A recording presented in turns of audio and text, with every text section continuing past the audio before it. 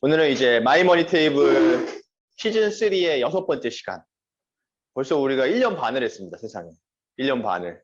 작년 1월에 한번 해봐야지, 그리고 목표가, 한번 12번만 해보자 그랬는데, 벌써 18번째 하고 있습니다. 그래서 요번에 이제 주제는 실전 투자편. 우리가 진짜로 이 투자라는 거를 실제로 실행함에 있어서 어떻게 하면 되겠는지를 제가 오랫동안 고민도 해보고, 주변에 이렇게 제가 직접 투자도 했지만 저희 고객분들이나 뭐 그런 분들을 쭉 관찰하다 보니까 어떻게 이렇게 이거를 바라보고 접근하는 사람들이 결과적으로 잘 되더라. 약간 그런 거를 좀 모아서 어떤 우리가 자산이 좀 작은 상태에서 일반인들이 투자를 어떻게 하면 좋을까라는 고민을 하게 됐어요. 그러다가 이제 제가 이 강의를 준비를 했고, 이 하워드 막스라는 분인데 일반인들은 잘 모르실 거예요. 오크트리 캐피탈이라고 하는 굉장히 유명한 자산운용사거든요. 그래서 우리 투자업계에서는 거의 전설 같은 분이에요. 지금도 이제 살아계시고 나이는 한 80세 정도 되셨는데 그분이 쓴 이 하워드 막스의 투자와 마켓 사이클의 법칙인데, 이 책을 무려 투자를 시작하고 나서 얼마 동안의 경험을 썼냐면 50년. 본인의 50년 경험한 거를 집대성한 책이에요. 대단하죠. 그러니까 보기보다 되게 동안이세요. 실제로 이렇게 유튜브에 찾아보고 그러면 지금도 엄청 건강하고 정정하시거든요. 그러면서 이분이 뭐라고 했냐면은 일을 일찍 그만둘 이유가 없다. 자기는 죽을 때까지 일을 할 거다. 그래서 요 분인데, 일단은 보면 저 오크트리 캐피탈 회사 자산은 보이시는 것처럼 지금은 더 늘어서 한 200조 원 정도를 운용하는 어마어마하게 큰 자산운용사고, 본인 재산도 한 4, 5조 정도 되니까 미국에서도 한 100대, 50대 안에 들어가는 어마어마한 부자예요. 근데 그분이 책을 이제 2권 쓰셨고, 그다음에 강연은 안 하지만 인터뷰나 이런 걸 많이 하세요. 그래서 특히나 이 사람이 항상 강조하는 게 뭐냐면 이 사이클이라는 거예요. 투자는 항상 주기가 있는데 사람들이 그걸 좀 이해하면 사실은 크게 실수를 하지 않을 것 같은데 항상 그런 부분 때문에 실수를 하더라.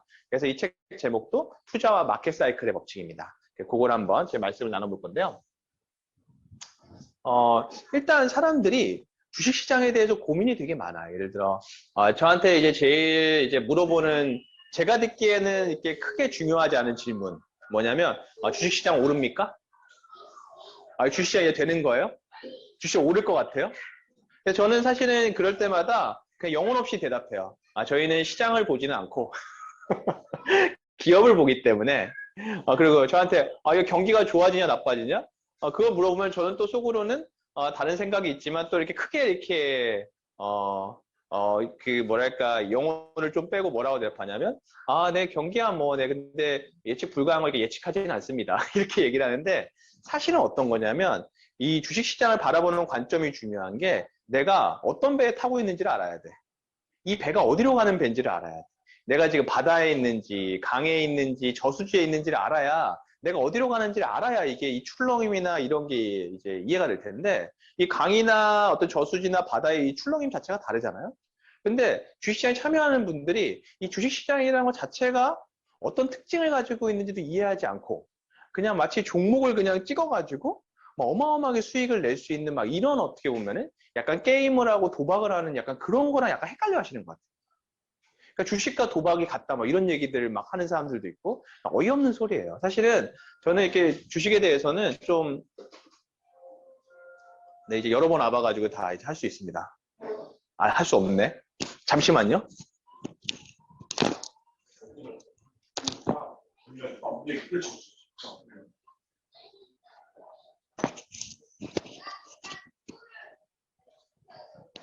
이거 좀 봐줘야 될 것 같은데? 그래서 중요한 거는 주식시장이나 경기는 걱정할 필요가 없어요.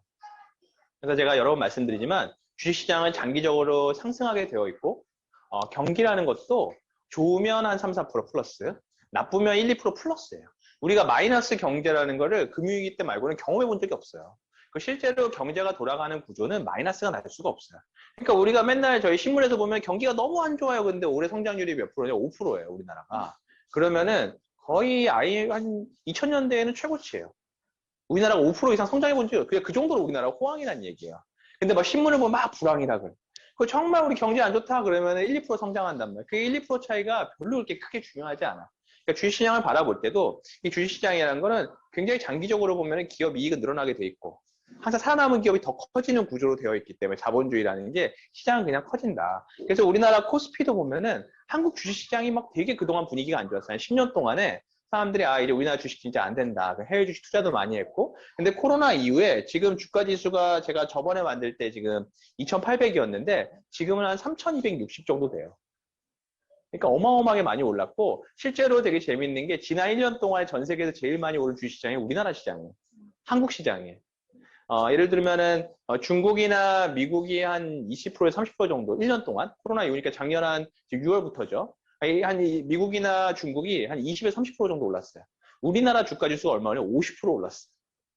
그러니까 어떻게 보면은 경기라는 건 항상 이렇게 순환하게 되어 있고 주식시장도 마치 다 같이 움직일 것 같지만 미국이 좋을 때, 중국이 좋을 때, 한국이 좋을 때가 있어서 결과적으로 주식시장을 장기적으로 그냥 오른다고 생각을 하고 접근해야 되는데 어떤 이 사람들의 심리에 따라서 과할 때가 있고 덜할 때가 있고 이런 게 중요하다는 얘기입니다. 그래서 방금 전에 제가 이렇게 짧게 말씀드렸지만 경제는 걱정할 필요가 없어요. 걱정할 필요가 없어요. 네, 선생님. 잠시만 멈췄다가. 예.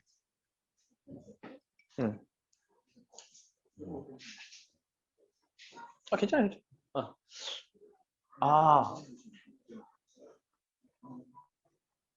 불편하실까봐.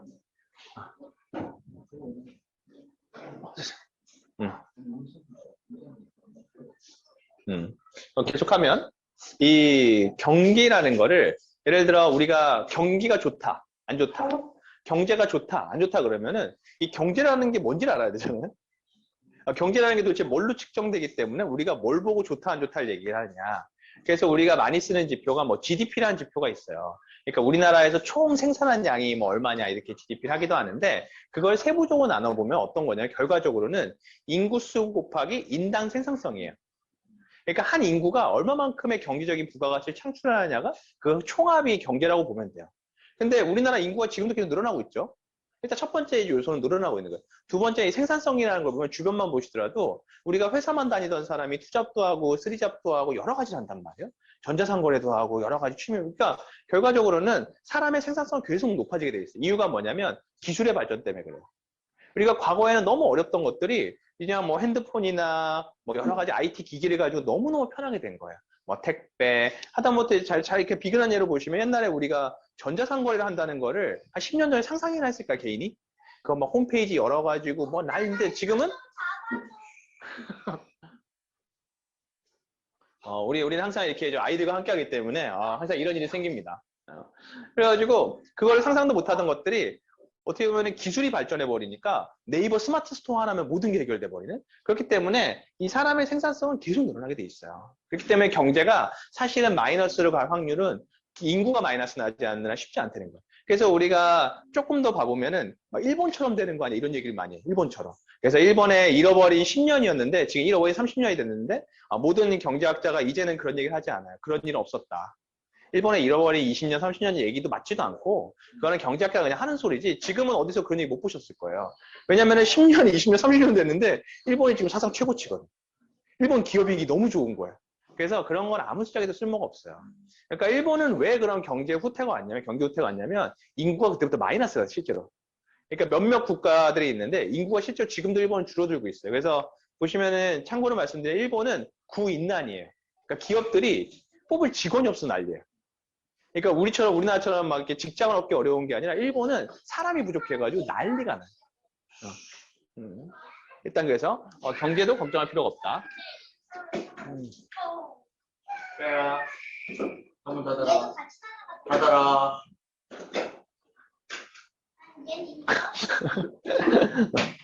그래서 중요한 건 뭐냐면 이 언제나 주식시장에 순환을 한다는 거예요. 그러니까 예를 들어 우리가 주식을 바라볼 때 그냥 장기적으로 바라보고 그냥 어떻게 보면 우리가 예금을 넣듯이 아주 오랜 세월 주식을 투자하면 그렇게 큰 리스크가 없어요. 오랜 세월 투자해야 된다. 오랜 세월. 10년, 20년을 주식을 그냥 투자를 하게 되면 그렇게 큰 리스크가 없어요. 근데 1, 2년은 굉장한 리스크가 있어요. 이유가 뭐냐면 이게 순환한다는 거예요. 사람들이 정상적으로 이렇게 기대하는 게 아니라 사람들은 항상 극단적으로 긍정적으로 보거나 극단적으로 비관적으로 봐요. 그렇기 때문에 주식도 극단적으로 오르고 빠지고 반복하게 돼요. 그러니까 주가가 이렇게 일직선으로 이렇게 가면 좋은데 그게 아니라 막 이렇게 요동을 치면서 간단 말이에요. 장기적으로 움직이더라도. 근데 사람들이 항상 여기서 사고 여기서 팔고 여기서 사고 여기서 팔고 그런 일들을 많이 봐요. 예를 들어 지금 뭐 비근한 예를 보면 비트코인이다. 비트코인 가치 평가를 막 한단 말이에요. 별 의미가 없는 소리예요. 이게 10년, 20년 후에 그게 어떻게 될지 누가 알겠어요. 하지만 이미 자산이라는 거는 굉장히 인정받은 자산이고 좋아지는 구간에 있단 말이에요. 근데 사람들이 과하게 기대를 했던 거예요. 그러니까 지금 빠지고 있잖아, 엄청나게. 근데 이게 언제까지 빠질지도 모르겠죠. 근데 사람들이 또 비트코인에 대해서 더 이상 막 비관적이 돼. 이제 이 자산 끝났어. 그런 순간에 아마 좋은 기회가 올 거예요. 그러니까 항상 어떻게 보면은 주식 시장을 바라볼 때는 주가 흐름이나 주식시장을 예측하거나 경제를 예측하기보다는 주변 사람들이 어떻게 생각하는 게 제일 중요해요. 그냥 이거는 원래 오르는 자산인데 주변 사람들이 과하게 기대하면 우리는 조금 피해 있고 주변 사람들이 다 망했어. 작년 코로나처럼 망했어. 그러면 들어가면 돼요. 그러니까 항상 그렇게 바라보는 사람들이 결과적으로는 큰 부를 축적을 하더라고요. 근데 이제 우리의 심리를 가장 압박하는 게 뭐냐면 투자에서 어떻게 보면은 속담도 있잖아요. 내 사촌이 뭐 땅 사면 배 아프다고 그런 것처럼 그 심리가 주식에는 제일 위험한 심리예요. 내 주변 사람들이 돈을 벌어서 내가 마치 해야 될 것 같은 심리가 주식에서는 가장 경계해야 될 심리예요. 마치 그렇거든. 막 옆에 보면은 막 누군 돈 벌었다 그러고 누군 돈 벌었다 그러는데 제가 이 업에 지금 16년째 있는데 16년 동안 개별 주식을 투자해가지고 돈 벌어서 인생 바꾼 사람은 저는 거의 못 봤어요. 아주 가끔 있어요. 아주 가끔. 거의 못 봤어요. 그러니까 그런 일이 일어나지 않는다는 거예요. 그 한 번의 성공이 오히려 그 사람을 나중에 더 큰 위기로 모는 거 많이 봤어요. 그래서 제일 주의해야 될 심리는 옆에 사람이 돈 벌었다고 해서 내가 마치 이거에 편승해야 될 것 같아요. 최근에 비트코인처럼. 아니면은 부동산도 심리로 보면 그런 사이클이 있는 거야. 그러니까 저는 부동산에 대해서 제가 예측하지는 않지만 사람들의 심리로 봤을 때는 지금은 부동산 투자하기에는 매우 안 좋은 시기예요. 근데 이렇게 얘기를 해도 더 갈 수도 있어요. 더 갈 수도 있고 이렇게 갔다가 이렇게 빠질 수도 있고 하지만 어찌했거나 그런 감을 가지면은 내가 틀릴 수도 있지만 틀렸을 때 이렇게 크게 내가 손해를 보거나 큰 위기에 빠지지는 않는다는 겁니다. 그래서 다시 말씀드리면은 주가 흐름이나 경기를 예측하지 말고 내 주변 사람들이 어떻게 생각하는지를 심리를 보려고 하는 게 훨씬 더 좋은 방법이라고 말씀을 드리고 그래서 딱 표현한 게 이렇게 시계추 같아요. 시계추가 이렇게 움직이면 보세요. 이렇게 가서 여기에 쭉 머물러 있다가 팽 돌아서 여기서 이렇게 머물러요. 그래서 사실은 시계추는 이 가운데 머무는 시간이 얼마 안 돼요. 항상 약 극단에 가 있어요. 이렇게 보면 이렇게 갔다가 이렇게. 근데 사람 심리가 똑같아요. 사람은 절대 합리적이지 않아요. 그 합리적이지 않다는 거는 이미 증명이 됐어요. 근데 우리가 심리학이나 행동경제학이나 이런 거를 요새 행동경제학이라는 말이 되게 많거든요. 그걸 연구하는 사람들은 일단 기본적으로 인간은 비합리적이다. 감정적이다. 라고 가정을 하고 연구를 하고 지금까지 우리가 배운 저를 비롯한 모든 사람들이 대학교 때 배운 경제이론에서는 인간이 합리적이라고 가정을 해요. 그러니까 맞는 게 없는 거예요. 대표적인 예로 우리가 수요 공급 곡선을 제가 얼마나 열심히 배웠나 뭐예요. 그래서 수요가 많고 그럼 예를 들어 명품을 어떻게 설명할 거야? 비쌀수록 잘 팔려. 비쌀수록 수요가 늘어나. 이게 말도 안 되는 거거든요. 그러니까 그런 거는 다 인간의 심리나 여러 가지 복합적이 되는 거지. 그러니까 실제로 전자상거래 막 올리는 이게 하는 애들 보면 일단 가격을 높이 올려야 많이 팔려 이렇게 얘기해. 가격이 낮으면 사람들이 신뢰를 안 한다고. 막 그런 것처럼 이 사람의 심리, 그러니까 그 어떻게 보면은 우리가 어떤 그 나 스스로도 우리 스스로도 항상 내가 합리적이지 않다.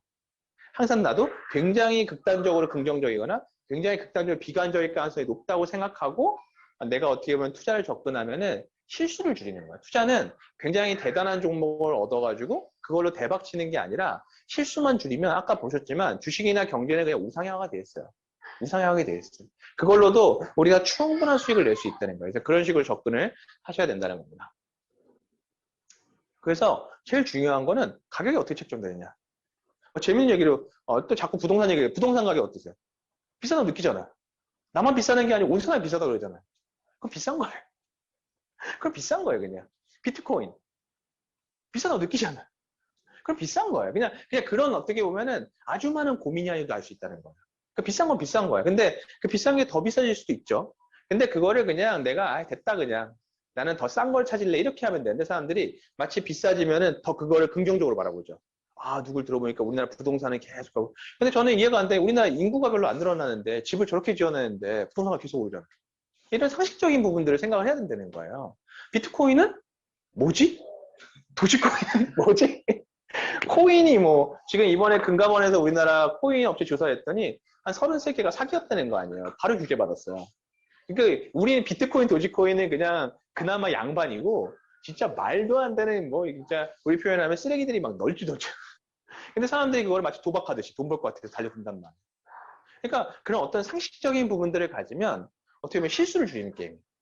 그 자산들이 더 오를 수 있어요. 이거 제가 부동산 이렇게 얘기했지만 부동산이 분명히 더 오를 수 있어요. 하지만 나는 내 실수를 줄여가면은 내가 어딘가 이렇게 올바른 자산만 가지고 있다면 돈을 번다는 거예요. 가격도 사실 생각해보면 어떻게 보면 되게 상식적인 거고, 근데 좀 더 깊이 들어가면 이 가격을 판단하는 데는 많은 연구와 감과 경험이 필요해, 사실은.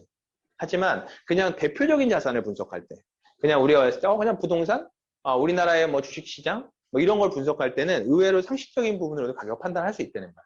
그러니까 두 번째는 우리 주변 사람들이 어떻게 봐? 예를 들어 부동산을 얘기하는 그 친구 얼굴을 봤는데 내가 보기에도 눈이 좀 막 눈빛이 정상적인 냉정한 판단이 아니고 홀렸어. 어떤 느낌이신지 알겠죠? 비트코인을 얘기하는 그의 눈빛이 분석에 의한 게 아니라 홀렸어. 내가 듣기에도 근거가 없어. 그러면은 사람들 심리는 얘가 뭘 믿고 이렇게 긍정적이지? 봐야 된다는 거예요. 반대로 작년 코로나 같은 때 세상 망했어. 난리가. 근데 그때 우리가 코로나 때 저희가 아마 여기 마모테를 우리가 하고 있었어요. 제가 예전에 그 스페인 독감 시절 얘기를 하면서 아마 그 책을 제가 소개했던 기억이 나요. 그래서 그때도 똑같이 얘기했어요. 걱정하지 말라고. 항상 극복되게 돼. 금융위기도 극복했고 항상 돌아오게 돼 있다고. 그 기업들은 엄청나게 무시무시하기 때문에 말은 저렇게 해도 이 기회를 통해서 어떻게 보면 시장을 더 확장할 거라고. 말 그대로 코로나 덕분에 더 양극화가 진행돼 버렸잖아요. 그런 일들이 계속 일어난다는 거예요. 그래서 이 주변 사람들의 심리를 잘 봐야 된다는 거고, 세 번째가 제일 중요해요. 세 번째가 뭐냐면 기다릴 수 있는가. 이 기다릴 수 있는가에 두 가지가 되는데, 이렇게 오르는 자산을 보면서 안 사면서도 기다릴 수 있는가. 내가 투자한 자산이 마이너스가 나고 있는데 그래도 기다릴 수 있는가. 이거를 기다릴 수 있는 거는 무슨 사람들이 이렇게 얘기해요. 막 저희 뚝심, 확신, 말도 안 되는 소리예요. 그러니까 투자할 때는 그게 제일 위험해. 뚝심이나 확신이 제일 그냥 내가 자산이 빠지고 있으면 뭔가 내가 모르는 일이 일어나나 보다. 오르고 있으면 오르는 또 이유가 있겠지. 이렇게 하면서 이걸 받아들여야지. 마치 내가 오르는데 저건 절대 안 될 거야. 빠지는데 이거는 되는 자산이야. 그런 사람들이 대부분 되게 어려워요. 그래서 그런 게 아니라 투자는 어떻게 보면 여유예요, 여유. 여유. 그냥 내가 이렇게 늘 돈을 벌고 있고 다른 경제 활동을 하고 있으면 그냥 이렇게 쭉 하다가 주식이 많이 빠졌네. 그럼 내가 모아놓은 돈 한번 펑 사고. 뭐 오르고 출렁출렁 그냥 냅둬 그냥. 그래서 또 딴 거 열심히 해서 또 돈 모아서 하고. 그러니까 제가 그 워런 버핏을 우리가 저번에 네 번째 세미나에서 말씀드렸잖아요. 워런 버핏은 어마어마한 현금이 창출되고 있는 사람이에요. 그러니까 아까 보시는 하워드 막스나 마찬가지고 내가 기다릴 수 있느냐가 중요한 거지 자산은 그냥 출렁이면서 오르게 돼 있어요. 근데 문제는 빠지는 게 1년도 빠질 수 있고 3년도 빠질 수 있다는 거예요. 그러니까 어떻게 보면은 이 최차의 첫 단에 있는 내 재정 관리, 내 현금의 여유를 만들어줘서 그런 것들을 만들어내는데 그러니까 어떻게 보면은 지금 주식 투자나 부동산 투자에 제일 위험한 거는 이런 거잖아요. 투자하는 심리 중에 그러니까 성공할 수도 있고 안 할 수도 있어요. 근데 내가 직장을 딱 이때까지 다녀야 될 것 같아. 한 55세까지 다녀야 될 것 같은데 내가 직장 월급을 아무리 모아서는 집도 못 살 것 같고 내 인생을 못 바꿀 것 같아. 그러면 나는 올인. 이게 되게 위험하거든요. 그러니까 항상 이런 재정 관리가 중요하다는 부분이고요. 그래서 실질적으로 한번 우리가 한번 투자를 해보자 된 거예요. 저번에도 이제 6개월 전에도 요걸 했는데 여기 계신 분들은 그러니까 일반인들하고 좀 다른 거예요. 이걸 앉아가지고 강의 듣고 있다는 것 자체가. 남들이 듣기에는 제가 하는 강의가 기대 수익률이 너무 낮아 보여. 근데 제가 진짜 말씀드리지만 그 낮아 보인다고 말하는 사람이 99%보다 제가 얘기한 대로 하는 게 훨씬 더 수익이 높을 거예요. 그냥 경험적이에요. 사람이란 게 원래 그렇기 때문에. 그래서 이렇게 우리가 한번 포트폴리오 구성해서 주식 투자 직접 해보자 그랬더니 되게 소심하게 하시더라고요. 되게 소심하게 하고 막 떨어지는 막 예금해 놓고 막 이러고 있더라고요. 근데 하여튼 그것도 좀 자신감을 가지고 조금 더 보면은 먼저 이제 한번 증권사의 계좌를 개설하시면 돼요. 이거는 어떻게 하면 되냐면 그냥 요즘엔 다 비대면으로 되거든요. 그래서 그냥 큰 증권사, 그리고 은행하고 연계되어 있는 증권사가 좀 더 나아요. 그 왜 그러냐면 은행하고 연계된 증권사는 환전 수수료가 무료예요. 왜냐하면 은행이 굉장히 큰 외국환을 관리하기 때문에 자기네 그냥 하는 걸로 좀 해주는 거라 사실 증권 계좌로는 거의 환전 수수료가 무료예요. 그렇게 해서 한번 그래서 저희가 여기 말씀드렸더니 KB증권 계좌로 그냥 계산하기 제일 편해요 사실. 거의 좀 왜냐면 이게 참 어깨 얘기인데 투자를 많이 하고 있어 뒤늦게. 그래서 IT적으로는 이렇게 앱이 계속 업그레이드돼서 사실 제가 보기엔 최근에 본 앱 중에는 KB가 제일 괜찮은 거고 KB증권이 투자를 제일 많이 하고 있어. 차이는 없지만 그냥 KB증권, 뭐 키움증권 이런 거 앱이 좀 괜찮다는 거고. 그래서 계산한 다음에 일단은 이 신경 쓰지 않아도 정도 될 정도의 소액을 투자를 해야 돼. 예를 들어 5만 원도 괜찮고 10만 원도 괜찮아. 한번 해봐야 돼. 이 경험을 가져야 돼 이게. 그래서 그냥 나 이 완전히 없어도 될 돈으로 한번 시작을 한번 해봐야 된다는 거고. 근데 재밌는 거는 예를 들어 내가 10만 원을 넣었으면 5만 원 정도만 주식에 넣고 5만 원을 꼭 예금에 넣어놓으세요. 투자하지 말고 그냥 가지고 있어요. 이자가 발생 안 하더라도 맨날 제가 이렇게 해놓으라고 했더니 그 증권사의 CMA라 그래서 은행의 정기예금처럼 이자가 붙는 게 있거든. 되게 조금 붙어요. 그랬더니 신혜원 사장이 맨날 그거 보면서 이거 이자가 안 붙는 것 같다. 이자가 그대로다 이거 원본이. 저도 매일 봤습니다. 0.0% 이게 왜 그러지? 그건 KB증권에 물어보세요. 저는 잘 몰라요. 저는 잘 몰라요. 제가 어떻게 KB증권을 운영하는지 CMA라는 것 자체는 원래 매일 이자가 붙어야 돼. 매일 이자가 붙어야 돼요. 그래서 한번 하는데 이 주식을 제가 5만 원을 산다고 했죠. 10만 원 중에 그 5만 원도 절반은 한번 ETF에 넣어보고 만약에 내가 주식 종목을 분석할 능력이 없다 생각하면 그냥 5만 원 다 ETF에 넣고 한 5만 원 정도, 그 5만 원의 절반? 그러니까 그냥 한 2만 5천 원 정도 ETF에 넣고 한 2만 5천 원 정도는 글로벌 주식을 한번 사보세요. 글로벌 주식 중에서도 그냥 쉽게 말씀드리면 전 세계 1등 주식을 사세요. 그러니까 그 나라 1등. 미국이면 뭐 애플, 마이크로소프트. 우리나라면 삼성전자. 삼성전자 좀 요즘에 아닌데. 하여튼. 이렇게 중국이면 뭐 알리바바, 텐센트. 그게 왜 그러냐면, 제가 앞단에 말씀드렸지만 기업은 사람이 모여서 하는 거야.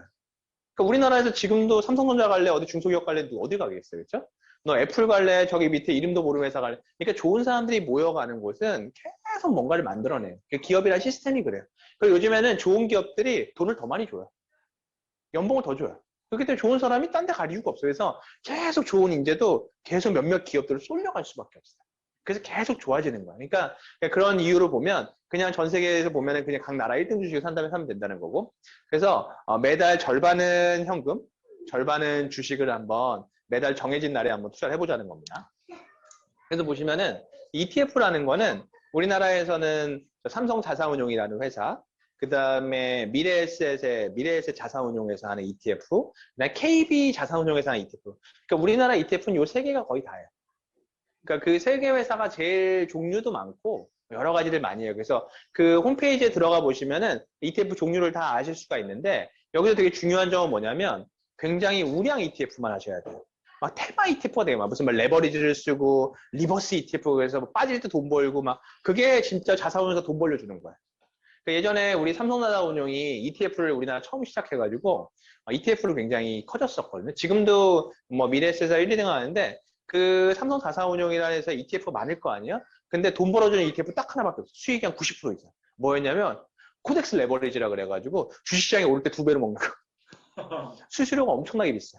일반 ETF 수수료가 0.05%면 그건 0.7%. 10대 빼 높은 거. 그러니까 회사는 신난 거예요. 사람들이 막 레버리지로 막 이런 성향의 사람들 되게 짧게 투자하거든요. 그래서 막 며칠 샀다 팔고 며칠 샀다 팔고 근데 막 레버리지 막 그러면 회사만 신나는 거예요. 수수료가 막 계속 가져가니까. 그래서 보시면은 ETF 사실 때는 그냥 정확하게 우량 자산. 우리로 치면은 코스닥도 아니고 코스피. 거래소 시장에 탑 50 종목 뭐 이런 게 있어요. 탑 200, 150 있으면 50을 사세요. 예를 들어 나스닥이다. 그럼 나스닥도 200, 150 있어요. 그럼 50을 사세요. 그냥 큰 주식이 계속 좋아지게 돼 있어요. 답답해 보여도 그냥 그렇게 돼 있어. 예를 들어 뭐 중국 투자할 때도 마찬가지. 그런 걸 사야지 옆에 무슨 테마성 그다음에 무슨 뭐 원유 선물 이런 거 있거든. 그런 거 수수료가 말도 못해. 말도 못해. 그리고 또 디테일하게 들어가면은 그런 거는 일반 상품이 아니고 파생 상품으로 분류가 돼가지고 세금도 어마어마하게 물어요. 그래서 그냥 여기 ETF를 보셔가지고 그냥 멀쩡한 거 여기 보면은 미국 나스닥 100 있죠. 근데 선물이 들어가 있잖아. 이런 거 하면 안 된다는 거야.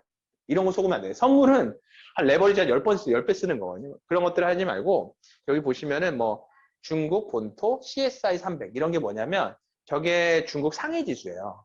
상해 지수 상위 300 종목이라는 거예요. 찾아보시면은 상해 지수 상위 100 종목, 50 종목도 있어요. 이런 거 아시라는 거예요. 그러니까 그런 거를 그냥 우리가 예금 대신 한 10년을 넣어놓으면은 한 해 한 10에서 한 15% 사이에 연평균 수익률을 줄 거라 생각하고 찾지 말고 넣는다고 생각을 하시고 넣어야 된다. 그 다음에 글로벌 주식 같은 경우에도 네이버 증권이라는 그 화면에 들어가면 이렇게 다 나와 있어요. 그래서 미국 주식 주시면 이렇게 순위대로 다 나와 있고, 우리나라 순위대로 다 나와 있고, 일본도 순위대로 다 나와 있고, 그러니까 이런 주식 중에 고르셔야 되는데, 근데 보통 이렇게 보면은 요 애플 주식이 지금 하나에 한 15만 원? 그다음에 마이크로소프트가 하나에 한 27만 원 정도 이렇게 하니까 하여튼 단위가 좀 있어요. 우리나라 좀 단위가 적은데, 그 다음에 중국하고 일본은 최소 단위가 100주 거래예요. 그래서 개인이 하기 좀 커요. 최소한 뭐 한 500만 원에서 1000만 원 정도에 하나 살려 그러면 100주씩 사야 되니까. 근데 이게 되게 재밌는 게 그럼 외국인한테만 그러냐? 그게 아니에요. 그냥 국내 일본인이 살 때도 100주를 사야 돼요. 그러니까 우리나라가 엄청나게 투기적인 시장이에요, 사실은. 이렇게 한 주씩 거래되는 시장이 많지 않거든요. 그러니까 우리나라하고 미국이 그래.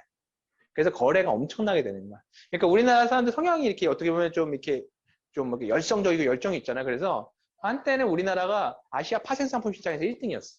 선물 옵션으로. 그러니까 주식보다도 선물 옵션 이걸로 우리나라가 아시아 1등. 근데 이제 중국이 커지면서 이제 그런 게 됐지만 그래도 우리나라 규모를 생각하면 말이 안 되잖아요. 아시아 1등이라는. 그 정도로 우리나라가 굉장히 주식이나 선물이나 옵션에 대해서 공격적인 성향을 우리나라 사람들이 가지고 있어요. 그래서 딴 나라 일본은 그냥 100주식이에요. 그러니까 일본 사람들 주식 잘 안 한다는 얘기. 저기 지금 패스트 리테일링이 네. 유니클로잖아요. 네. 유니클로죠. 네. 86,000엔짜리 100개 사야 돼요. 지금 주가가 엄청 올라가지고 최소 단위가 사면은 1억 4천을 사야 돼. 한 주. 그러니까 100주를 사는 거니까 내가 패스트 리테일링 그러니까 유니클로 살려 그러면은 1억 4천이 최소 단위. 일본은 보통 몇 천만 원이에요. 여기 보시면은 여기 뭐 이렇게 보면 이게 도요타 소프트웨어 이런 거 다 지금 1000만 원이에요. 한 주 살려면. 그러니까 사실 닌텐도 이런 거 있죠. 이런 거는 지금 얘랑 비슷해가지고 한 1억 사야 돼. 중요한 점 역시 이렇게 눈썰미가 좋아. 그러니까 원래 주식이라는 걸 그러니까 예를 들어 내가 1억 4천을 샀으면 그걸 사고 팔겠어요 그냥 사놓고 이렇게 해서 주로 다른 나라 시장은 연기금이나 펀드 위주로 형성이 되어 있어요. 그렇게 되어 있는데 우리나라는 굉장히 개인도 최근에 뭐 동학개미 이런 거 하면서 동학개미 잘 보시면 동학개미 서학개미밖에 없죠. 왜냐면 우리나라하고 미국만 거래가 활발하지 일단 중국만 들어가도 1000만 원씩 사야 되고 일본은 막 몇 천만 원 1억 사야 되는데 이렇게 되어 있다는 겁니다. 그래서 한번 이렇게 근데 투자는 해야 돼요. 왜냐하면 투자하지 않는 게 제일 나쁜 투자예요. 왜냐하면 물가라는 게 계속 올라가게 되어 있기 때문에 그걸 내가 어떤 자산에서 그거를 같이 가지 않고 가만히 열심히 일해서 가지고는 사실 모아놓은 돈이 그냥 자산 가치가 계속 떨어져가지고 그것도 안 좋은 거예요. 그래서 투자가 어려운 거예요. 하긴 해야 되는데 어떻게 해야 되냐면 매달 일정한 날에 한번 적립을 해보고 아까 말씀드린 대로 전혀 내가 없어도 되는 돈만큼 적립을 한번 해보고 절반은 CMA에 보유하고 절반은 한번 주식을 사보는데 이 절반은 그럼 언제 쓰느냐? 작년 코로나처럼 한번 충격이 오는 순간이 분명히 와요. 10년에 한 번 아니면 2, 3년에 한 번씩 반드시 옵니다. 반드시 오게 돼 있어요. 그거는 왜 오냐면 이 충격이 오는 게 경기 충격 때문에 온 게 아니에요. 예를 들어 코로나 때문에 경기가 충격받아가 주가가 빠진 게 아니라 코로나 이전에 주가가 너무 많이 올랐기 때문에. 그러니까 어떻게 보면은 작년 제가 어느 책에 써놨던데 2020년 2월에 한 지난 10년 동안 주식시장에 있던 긍정 심리가 가장 극에 달했던 시기예요. 특히나 미국 시장을 중심으로. 그렇기 때문에 이렇게 올랐기 때문에 이렇게 빠진 거지 만약에 주식이 안 올랐으면 코로나 와도 이렇게 갔다 다시 갔을 거예요. 그렇기 때문에 그런 의미에서 주식이 항상 한 번씩 충격이 온다는 거예요. 왜냐하면 사람들이 보통 한 10년 정도 올라버리면 과하게 기대하는 순간이 오거든요. 그러니까 그때를 기다렸다가 만약 충격이 오면은 내가 이렇게 현금을 막 이렇게 모아놨을 거 아니에요. 몇 년치를 모아놨다 그러면 그걸 또 다 사지 말고 절반만. 우리 항상 다음을 대비해야 되기 절반만 한번 주식을 한번 똑같은 내가 사는 주식을 한번 더 산다는. 그 혹시 이렇게 돈의 속성이라는 책을 보시면은 그 김승호 회장이 그런 얘기가 나오죠. 자기도 되게 무서웠는데 자기가 모아놓은 그분은 이제 모아놓은 현금이야 보니까 제 느낌이 한 몇백억 모아놓은 것 같더라. 그 중에 얼마 샀냐 그러면 3분의 1을 샀다고 나와요. 그게 부자의 마인드. 마치 우리 개인들은 마치 이 기회 왔다가 뭐 레버리지를 일으켜가지고 막 내가 가진 돈에 더 그러는 게 아니라 그분이 뭐라고 했냐면 내가 가진 현금의 3분의 1을 굉장히 용기 내서 샀다고. 그러니까 그 정도로 왜냐하면 또 어떤 일이 있을지 모르기 때문에 현금을 안. 왜냐하면 나는 이렇게 떨어져서 사람들이 충격이라 생각하지만 이걸 내가 틀릴 수도 있다는 기본 가정인 거예요. 어쩌면 더 빠질 수도 있고 진짜 어마어마한 대공황 같은 충격이 올 수도 있잖아요. 그러니까 항상 그런 부분에 대해서 생각하고 있어야 되고 그 다음에 이 투자 계좌는 건들면 안 돼. 주식을 일단 넣으면은 빼면 안 돼. 빼면 안 되고 내가 이렇게 쭉 현금 모아놓은 거나 이런 거 가지고 내가 주식사에 다 모아가지고 1년 지났더니 한 1000만 원 됐어요. 연말 됐더니 그러면 마치 주식이 배당하듯이 배당은 다 계좌에 들어와 있을 때 배당하듯이 나한테 한 1.5에서 2% 정도만 그냥 이렇게 좀 보상하라는 거예요. 1000만 원이면 나한테 한 20만 원? 20만 원 정도 빼가지고 한 2% 빼가지고 나 하고 싶은 거 하나씩 하고. 만약 그게 1억이면은 200만 원이겠죠? 그런 식으로. 왜냐면 주식에 넣어놔야 돼. 넣어놔야 돼. 이게 잘 모르지만 세금이라는 게 엄청나요. 우리나라도 2023년이 되면은 주식에 양도세가 부과가 되기 시작해요. 그게 뭐냐면 내가 주식을 파는 순간에 내가 판 거에 15%를 세금을 물려요. 차액의 15%를. 근데 손해보면 응? 손해보면 없는 거고. 차액의 15%를 물리는데 요게 만약에 금융소득이 2천만 원을 넘어가게 되면 금융종합소득세라는 걸 맞게 돼요.